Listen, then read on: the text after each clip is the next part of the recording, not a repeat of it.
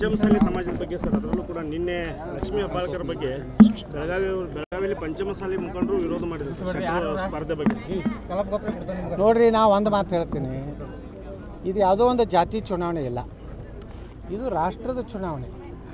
ನಾವು ಈ ದೇಶಕ್ಕೆ ಒಬ್ಬ ಒಳ್ಳೆ ಪ್ರಧಾನಮಂತ್ರಿ ಆಯ್ಕೆ ಮಾಡಬೇಕಾಗಿದೆ, ಒಬ್ಬ ಒಳ್ಳೆ ಸಂಸದನ್ನು, ಹೆಚ್ಚು ಸಂಸದರು 400 ಲೋಕಸಭಾ ಸದಸ್ಯ ಆರಿಸ್ಬೇಕು ಅನ್ನೋ ನಮ್ಮ ಸಂಕಲ್ಪ ಏನಿದೆ.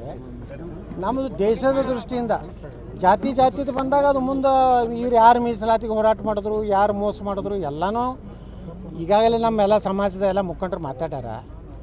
ನಾ ಅದ್ರ ಬಗ್ಗೆ ಹೋಗ್ಲಿಕ್ಕೆ ನಾ ಹೋಗೋದಿಲ್ಲ. ನಾ ಎಷ್ಟೇ ಎಲ್ಲ ಸಮುದಾಯಗಳು ವಿನಂತಿ ಮಾಡ್ಕೋತಾರೆ ಅಂದರೆ ನಮ್ಮ ದೇಶದ ಸುರಕ್ಷತೆ, ಭದ್ರತೆ, ನಮ್ಮ ಹಿಂದೂ ಸನಾತನ ಧರ್ಮ, ಭಾರತ ಸುರಕ್ಷಿತವಾಗಿರ್ಬೇಕಂತೇಳಿ ನೀವು BJPಗೆ ಮತ ಹಾಕ್ಬೇಕಂತ ಅಷ್ಟೇ ಹೇಳ್ತೀನಿ.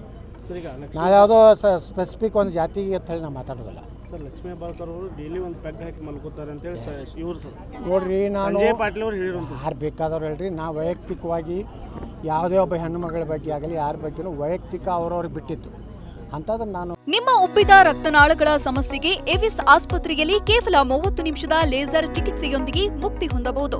ಹೆಚ್ಚಿನ ವಿವರಗಳಿಗಾಗಿ ಸಂಪರ್ಕಿಸಿ 8088837300 ಎಂದು ಪ್ರತಿಕ್ರಿಯೆ ಕೊಡೋದಿಲ್ಲ. ಸರ್, ಈಗ ಈ ಸ್ವಪಕ್ಷದಲ್ಲೇ ಯಡಿಯೂರಪ್ಪ ಆಗಿಯೂ ವಿಜೇಂದ್ರ ಬಗ್ಗೆ ಸಾಕಷ್ಟು ಪರೋಕ್ಷವಾಗಿ ಆತಂಕ ವ್ಯಕ್ತಪಡಿಸ್ತಿದ್ದಾರೆ.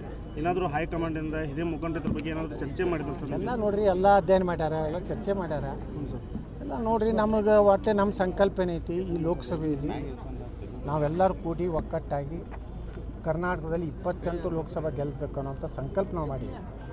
ಆ ದೃಷ್ಟಿಕೋನದಿಂದ ನಾವು ಈ ಲೋಕಸಭೆ ಚುನಾವಣೆಯವರೆಗೆ ನಾವು ಒಕ್ಕಟ್ಟಾಗಿ ಇದು ಮಾಡ್ತೀವಿ. ಮುಂದೆ ಲೋಕಸಭೆ ಚುನಾವಣೆ ನಂತರ ಏನು ನಾವು ಮುಂದಿನ ವಿಚಾರ ಮಾಡ್ತೀವಿ. ಸರ್, ಎಲ್ಲೋ ನಿಮ್ಮ ಆಕ್ರೋಶಕ್ಕೆ ಮನ್ನಣೆ ಸಿಗ್ತಾ ಇಲ್ಲ ಅಂತ ಸರ್ ಹೈಕಮಾಂಡ್? ನೋಡ್ರಿ, ನಾನು ಯಾವುದೋ ಅಪೇಕ್ಷಣೆ ಪಟ್ಟಿಲ್ಲ. ನಾನು ಅದು ಮಾಡಿರಿ ಇದು ಮಾಡಿರತ್ತೆ ಯಾವ್ದು ಹೋಗಿ ಕೈಕಾಲು ಹಿಡಿದಿಲ್ಲ. ನಾ ಯಾರಿಗೂ ಅಪ್ಪಾಜಿನ ಅನ್ನೋದಿಲ್ಲ. ಸರ್, ಈಗ ಸಾಕಷ್ಟು ಬಾರಿ CM